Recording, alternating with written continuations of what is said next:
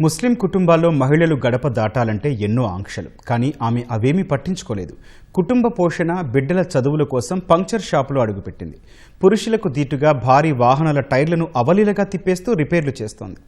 ఆడపిల్లకు ఇలాంటి పనులు అవసరమా అన్న మాటలు వినిపిస్తున్నా వెనక్కి తగ్గకుండా కష్టకాలంలో భర్తకు చేదోడు వాదోడుగా నిలుస్తోంది.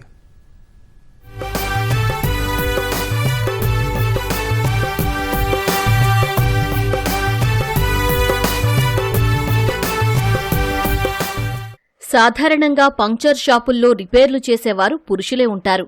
అయితే పల్నాడు జిల్లా యడ్లపాడు మండలం బోయపాలెంలో ఓ పంక్చర్ దుకాణంలో మాత్రం మహిళా మెకానిక్ కనిపిస్తోంది. కండలు తిరిగిన కుర్రాళ్లతో దీటుగా భారీ వాహనాల టైర్లను సులభంగా తిప్పుతూ రిపేర్లు చేస్తూ రఫ్ఫాడిస్తోంది. ఆమె షేక్ సంషన్.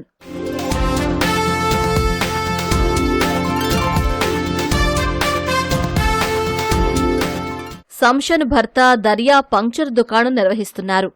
ఆస్తిపాస్తులు లేవు. వీరికి పంక్చర్ షాపే జీవనాధారం. కొన్నాళ్లుగా పంక్చర్ షాపులో పనిచేసేందుకు కూలీలెవరూ రావడం లేదు. ఒకరో ఇద్దరు వచ్చినా పెద్ద మొత్తంలో జీతం డిమాండ్ చేస్తున్నారు. వారికి అంత ఇచ్చుకునే స్తోమత దర్యాకు లేదు. ఎవర్నీ పెట్టుకోకుండానే షాపును ఒంటరిగానే నడిపిస్తున్నారు. పనిభారం మొత్తం దర్యా మీదే పడింది. భర్త కష్టాన్ని చూసి సంషన్ తట్టుకోలేకపోయింది. ఆర్థిక సమస్యల్ని అధిగమించేందుకు టైర్ల భారం మోసేందుకు ముందుకొచ్చింది.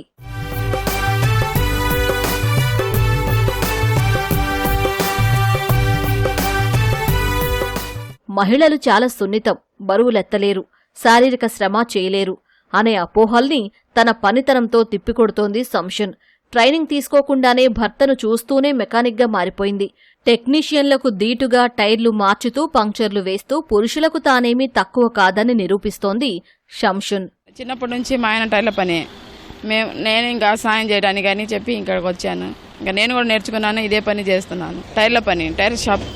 తోడుకి ఎవరు లేరు అని చెప్పి ఇంకా నేను కుర్రోళ్ళు లేరు అందుకని చెప్పి ఇంకా మేమే చేసుకుంటున్నాం. ఇద్దరం 4 నెలలు చేస్తారు బీహార్ వాళ్ళు, వెళ్ళిపోతారు ఇంటికి. మళ్ళీ వాళ్ళు వచ్చిన దాకా మా ఆయన ఒక్కడేగా చేసుకునేది. అందుకని చెప్పి నేను హెల్ప్గా చేస్తా ఉన్నాను. పంచర్లు వేస్తా, లారీ పంచర్లు వేస్తా, గ్రీజ్ కొడతాను, గాలి పెడతా, మొత్తం చేస్తాను. ఇంకా పని మొత్తం చేసేస్తాను. ఇంకా మా ఆయన పోయి ఇంటికి పోయి పిల్లల్ని చూసి బడికి పంపించేసి మళ్ళీ వస్తూ ఉంటాను. మేము నైట్ పగులు ఇంకా 24 గంటలు ఇక్కడే ఉంటా ఉన్నాం. రోడ్డుపై రిపేర్లు చేస్తే నలుగురు ఏమనుకుంటారనే దానికన్నా తన భర్త, బిడ్డల భవిష్యత్తే ముఖ్యమంటోంది ఈ మహిళా మెకానిక్. ఇదే మొగోళ్ళు పని ఆడ చేయటం ఎందుకు అని చెప్పి కొంతమంది ఏలనంగా చేశారు. ఆడ మనిషి ఏది పని చేయటం అని చెప్పి. అయితే మళ్ళీ మేము చేయాలని చెప్పి చేసుకుంటున్నాం. ఎవరికైనా కూలి పోవటానికైనా కూలి పనికి పోవాలిగా. అదేమో మా పని మేము చేసుకుంటే బాగుండిద్దిగా అని చెప్పి ఇంకా మా పని మేము చేసుకుంటున్నాం. మా పిల్లల కోసం పడుతున్నాం. ఒక అమ్మాయి, ఒక అబ్బాయి. వాళ్ళ కోసం బాగా చదివించుకోవాలి. మా కష్టం వాళ్ళు పడకూడదని చెప్పి ఈ పని చేస్తున్నామండి. జాతీయ రహదారి పక్కనే కావడంతో రేయింబవళ్లు పంక్చర్ దుకాణాన్ని తెరిచే ఉంచుతున్నారు.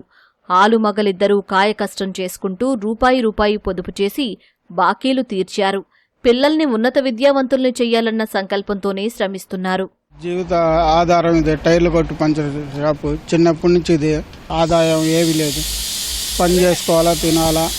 నేను కొద్దిగా వేరే బండి కాడ పోయి ఉంటే వాళ్ళు ఆ బండికి ఆగకుండా పని చేసి పంపిస్తూ ఉంటుంది. ఒకసారి మనకి ఒక 500-1000 రూపాయలు అట్టా వస్తాయి. కూలీ పడుద్ది మాకు. మా పిల్లల భవిష్యత్తు అయినా బాగుపడాలని మేము కష్టపడుతున్నాం ఇద్దరం.